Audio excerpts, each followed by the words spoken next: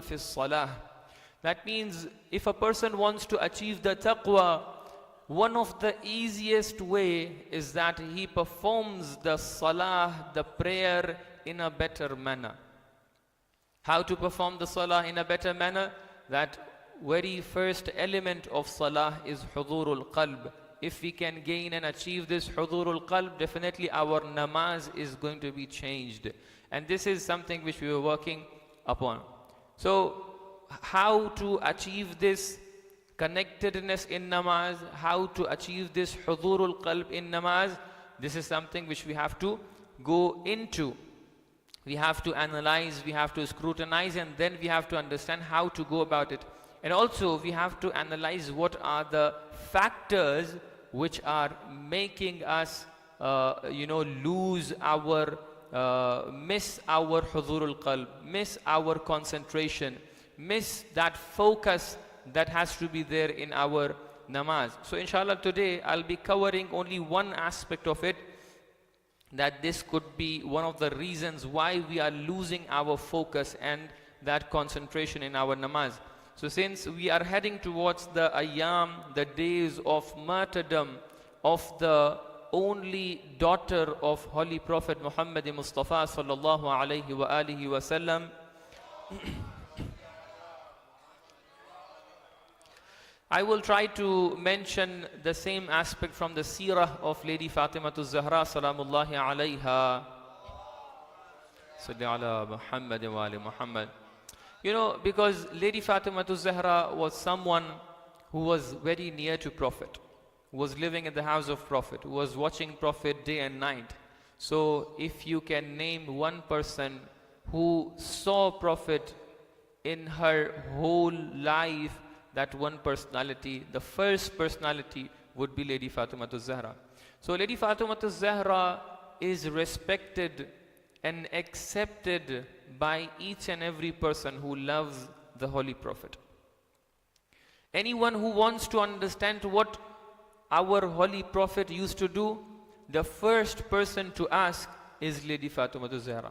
So that is why it's very important. It's not about any sect of Islam. If somebody is calling himself or herself as a Muslim, he or she cannot disassociate themselves from Lady Fatimatu Zahra. This is a reality. If any person is respecting the Sahaba, the companions of Rasulullah, she is one of the greatest companions of Holy Prophet. If somebody is respecting the holy family of Rasulullah, she is the center of the family. If somebody is respecting the Holy Prophet himself, so she is a part of Holy Prophet, the way Holy Prophet himself said, Fatimatu bad'atum minni. So because why I'm insisting this, because there was a news from Syria where some of the people, they were opposing for a masjid to be named after Lady Fatimatu Zahra. And they were saying, no, a masjid cannot be named after Lady Fatimatu Zahra. Why? Because Lady Fatimatu Zahra is only for Shia people. Please do not look at the matter this way. Shia people, the followers of Ahlul Bayt, the Jafari people, are respecting her because she deserves that. Because she is the center of the family of Prophet. Because she is the companion of the Prophet. Because she is a part of prophethood. Because she was mufassir. Because she was teaching the other women at that time. Because she was being referred to for many of the ahkam. The Holy Prophet used to respect her by standing from his position and make her sit over there. Prophet Muhammad used to respect her by saying, whenever Fatima comes to me, I feel and I can feel the fragrance of Jannah and paradise over here. So it's not about Jafri, Shia, Sunni. Every person who calls himself, entitles himself or herself as a Muslim, Lady Fatimatu Zahra is for them. But if you are disassociating yourself from Islam, then you can say, okay, I don't have any business with Lady Fatimatu Zahra. That's why I mentioned this riwayah, that it's not only about loving without a reason. Lady Fatimatu Zahra was a clear manifestation of the teaching of Holy Prophet. when she was standing for ibadah, it was not something which companions are saying. This hadith and this narration is being narrated from the noble tongue of Rasulullah sallallahu alaihi wa alihi wasallam. Salli ala Muhammadin wa ali Muhammad. That he says that كانت فاطمة عليها السلام تنهج في الصلاة من خيفة الله. خيفة الله means what? خيفة الله is very similar to taqwa that we are talking about. When Lady Fatima Zahra used to stand for namaz, for salah, this might have happened to you as well. There are times when you are being caught by a very great person, you feel the shortness of breath. So you are breathing in a very fast manner. When you are reciting, some of the time this happens to us, when you are starting to imagine that whom you are talking to, whom you are having conversation with, at that moment when you are feeling, okay, whatever we are having in this universe is being created by that Allah subhanahu wa ta'ala, and the person whom I'm asking right now is the most powerful being and entity in this world, you are getting that, it's not about being threatened or being feared. It's the respect which makes you to go short in your breathing, isn't it? So Lady Fatima Zahra used to have the same situation. Whenever she used to stand for ibadah, for namaz, for salah, she used to have such situation. And Rasulullah is mentioning this in a positive manner. This is something which we have to learn. So today, I want to go into this matter, why our imams, why our ma'sumin, when they were standing in mihrab, they were like this. But when we are trying over here to be focused on namaz, we are not the similar. We are not even near to that situation. What is the reason? The first reason is, let's imagine we are talking about someone who's being called bad'atum minni, a part of prophethood, a part of Rasulullah. We are talking about a person who's mufassir, a person who has written a book, Sahifatu Fatima, a person who is being referred for the academic affairs, a person who's being referred for financial affairs. You know that Ashabus Suffa, the companions of Suffa who are living inside the Masjidun Nabi, they were all being supported financially by Lady Fatima Zahra. So let's imagine a person whom we are talking about, a person who's having that status, being the daughter of the most powerful lady in Arabia at that time, daughter of Hazrat Khadija. Now this person, when she is coming in mihrab, she is shivering, she is shaking, she is having a shortage of breath. Why? Because they were having one element that we are missing. And that element is called humbleness. This salah and this mihrab had to be a place. Mihrab, you know what is mihrab? Mihrab has been taken from root word of harb. Harb means battle. Mihrab means the place of battle. This place had to be a place of battle between you and shaitan, between you and your nafs, your inner self, your nafs al-awama, your nafs amara. Now this has become a place of entertainment. This has become a place of imagining and remembering and recalling whatever forgotten things are there from 1 year, 2 year, 5 years back. This has become like this because we are losing that humbleness, my brothers and sisters. What is that humbleness? That humbleness is something which we are in need of in every ibadah of ours. And this is something which our imams used to teach to their companions, that humbleness in ibadah is something which is very, very necessary for you. When we are coming over here, we have to keep our ego, our name, our fame, our contacts, our companies, our bank balance outside of the masjid. Isn't it? One day, Imam al-Sadiq alayhi salatu wa salam, he used to teach hundreds of students. You are aware that Imam al-Sadiq had approximately 4,000 students. So students used to come and there was a student who was, well-to-do. He was having a status among the society. He was a wealthy person, known person, with the name, with the context, amongst the elite. And he used to come to Imam al-Sadiq in a very humble manner. After a time, he got the place. He got the reputation. He got the attention. So Imam used to respect him very much.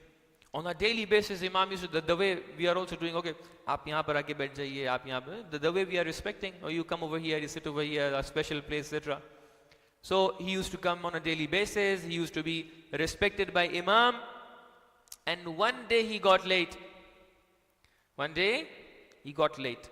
The moment he entered, he saw there is a very normal Bedouin Arab with the dirty clothes, maybe not a very wealthy person, and he has taken the place of our respected scholar, our respected student of Imam al-Sadiq.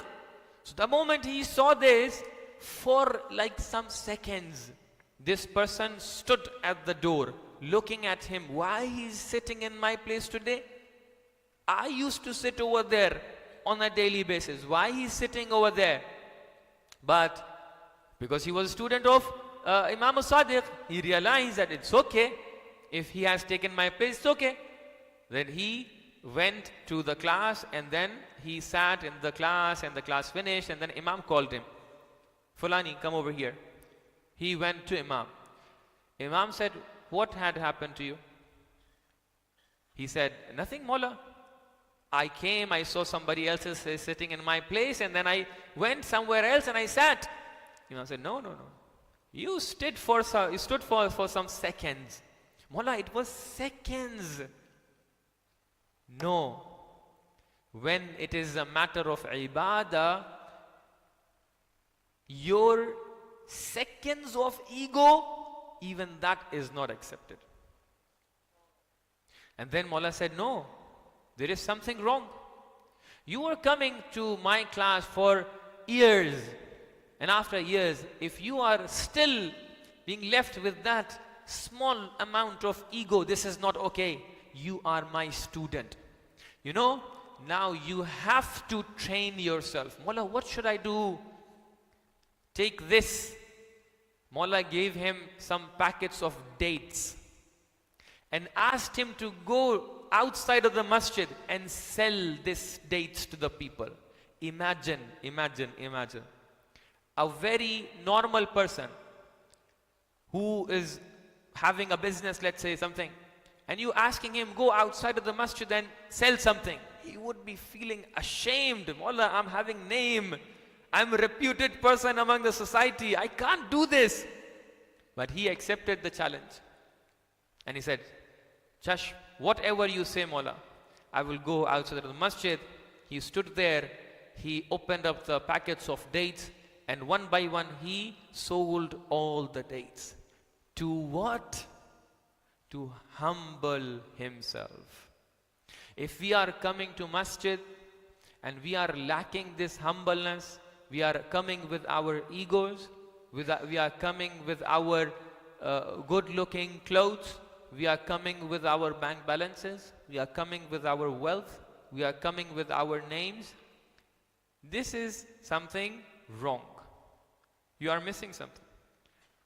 So the first element, which could be a possible reason why I am not having the huzurul qalb in my salah, because I'm too much caring about,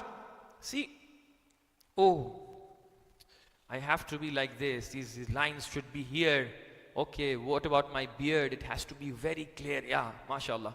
What about my hair? It has to be very clean. Oh, nothing whiteness of shoulders. No. Very clean, shining. I'm more concerned of this now. I'm concerned about my ego now. Because if there is something, if it's not very much, maintained, then I'm losing my ego. I'm losing my name. Then I cannot maintain my huzurul qalb. This is something which I have to work upon. This is the first element. If you are coming with ego, please, I beg, masjid is not a place of ego. Salah is there to remove your ego. Salah is there to humble you, to look at the greatness of Allah subhanahu wa ta'ala and recall and remember again and again that you were nothing one day, then you were a clot one day, then you were blood one day, a drop of semen one day, and now you are having ego. So this is a place of humbleness. That is why we have to maintain this humbleness in ourselves in order to maintain the huzurul qalb in our prayers. May Allah give us tawfiq to remain humble in our lives in each and every aspect and moment of our lives. Ameen ya Rabbal Alameen. Bismillah ar-Rahman ar-Rahim. Qul huwa Allahu ahad. Allahu samad. Lam yalid wa lam yulad wa lam yakul lahu kufuwan ahad.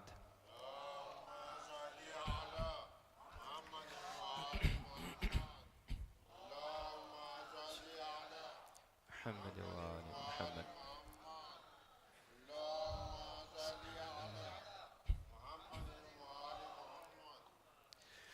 أعوذ بالله من الشيطان الرجيم بسم الله الرحمن الرحيم الحمد لله رب العالمين وصلى الله على سيدنا محمد وآله الطاهرين اللهم صل على محمد وآل محمد.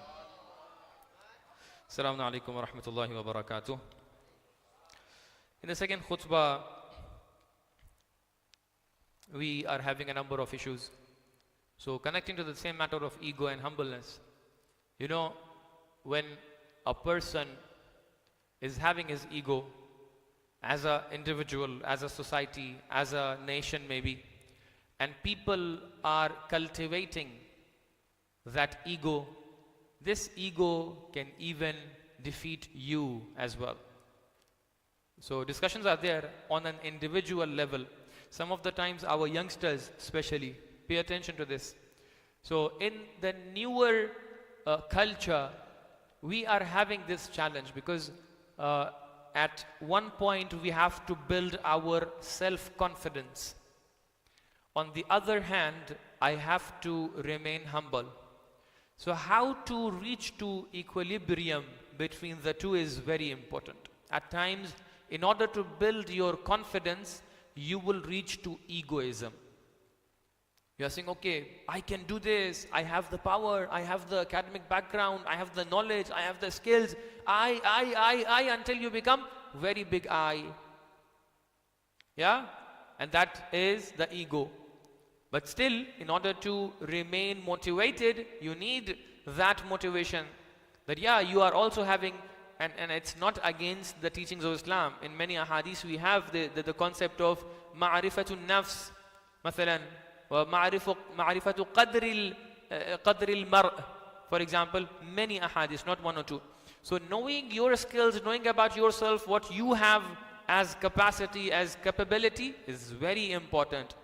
But this confidence, self-confidence should not be reaching to the point of egoism. This is very important. Inshallah, some other day we'll be talking about it. But today I'm having the other aspect. As a nation, as a community, if somebody is having an ego and you as the second nation is supporting that ego, someday that ego of theirs is going to defeat you as well. And this is happening with the people who are the occupiers, who are the zalimeen. What is happening? So this International Court of Justice, ICJ, they have issued this warrant of arrest against some of the people, including Netanyahu. So now what is happening? What's interesting is the reactions of the politicians and people, including two countries, especially two countries like Israel and the United States. Now the point is that the senators in the United States are giving their statements. I've gone through a number of them, that we are going to even invade Netherlands, because this place of International Court of Justice is in Netherlands. So they are saying we are going to invade Netherlands. So tomorrow, so they have to be recalled and remembered that the place that you are asking and telling and stating that you are going to invade this place is the same place which one day gave you the green light to go and establish your occupations. So वो कहते हैं ना हम लोग उर्दू हिंदी में कि आस्तीन का सांप, तो ये आस्तीन का सांप बनाया था कभी किसी लोगों ने, आज आस्तीन का सांप उन्हीं को डस रहा है. Even in English we have the same slang and saying that if you are feeding the snake, it will one day bite you as well. So now the time is very near when the snake is going to bite you as well. Because this snake is saying that we are not accepting. They are even talking about and issuing the statements about the possible sanctions against the same entity which one day, United Nations, one day gave the green light for the occupations. So yeah, this will happen, and we are just doing dua to Allah subhanahu wa ta'ala, Allahumma shghali al-zalimina bil-zalimin. And this will happen one day, that these people who are doing injustice, doing occupations, these people are going to fight with each other.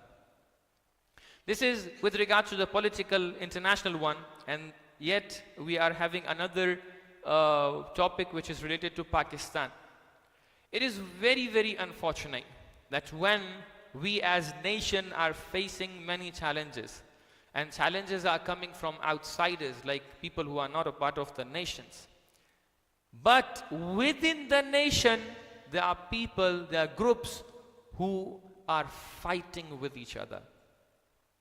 And it's not two-sided fight, it's one-sided fight. Just to you also have to understand, and you have to stand against this injustice as well, because this is our religious duty to stand against whatever injustice which is happening.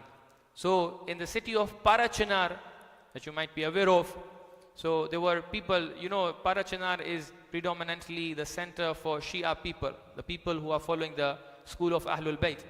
So they were traveling from Parachinar to Peshawar. Peshawar is the center for the state of Khyber Pakhtunkhwa. So they were traveling in the buses, and they were a militant group which were supporting their friends from Najd, their friends from Saudi Arabia, the people who are being called Wahhabi. A militant group of them, they attacked these people, Shia people, and slaughtered 40 people over there. Slaughtered the kids, slaughtered the women, and the people who were just injured and still some life was remaining within them. I saw the video, I couldn't see that they put their heads inside the water of river to kill them. This is another genocide happening within the nation. Isn't this a shame for our nation? As a nation, we had to remain united. We had to stand united against the enemies, outer enemies. But we are fighting and killing each other. And here in this case, it's not each other, it's only one side to the other. More than 40, 50 people. And it's not for the first time. Parachinar has been a place for such atrocities from last some decades. It's another Gaza being created, but within our nation. This is a big shame for us as a nation.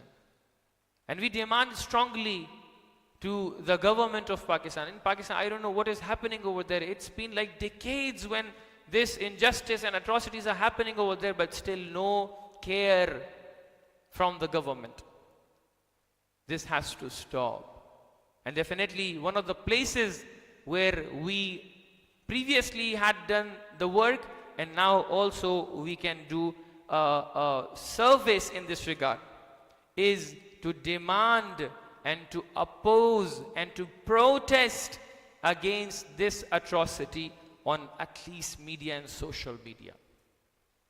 So this protest of yours reaches to the ears of those people in authority and in charge there in Pakistan. And this is a shame truly, that instead of focusing on the external threats, we are focused on internal matter which is happening over there. So this is something which we have to be aware of, which we have to protest against, and we have to raise our voice. May Allah give us tawfiq to oppose whatever injustice happening in the world. May Allah give us tawfiq to support the oppressed ones and mazlumeen in this world. Ameen ya Rabbal Alameen. Bismillah ar-Rahman ar-Rahim. Inna a'ataynaka al-kawthar fasalli li rabbika wanhar. Inna shani'aka huwa al-abtar.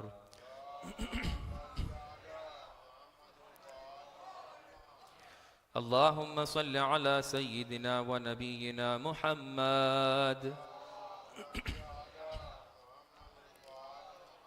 وصل على وليه ووصيه أمير المؤمنين علي بن أبي طالب وعلى سيدة نساء العالمين فاطمة الزهراء وعلى سبطي نبي الرحمة الحسن والحسين وعلى علي بن الحسين ومحمد بن علي وجعفر بن محمد وموسى بن جعفر وعلي بن موسى ومحمد بن علي وعلي بن محمد والحسن بن علي. اللهم صل على الحجة الثاني عشر بقية الله المنتظر مولانا صاحب الزمان. اللهم اغفر للمؤمنين والمؤمنات والمسلمين والمسلمات الأحياء منهم والأموات. تابع اللهم بيننا وبينهم بالخيرات إنك مجيب الدعوات إنك غافر الذنب والخطيئات إنك على كل شيء قدير. اللهم صل على محمد وآل محمد.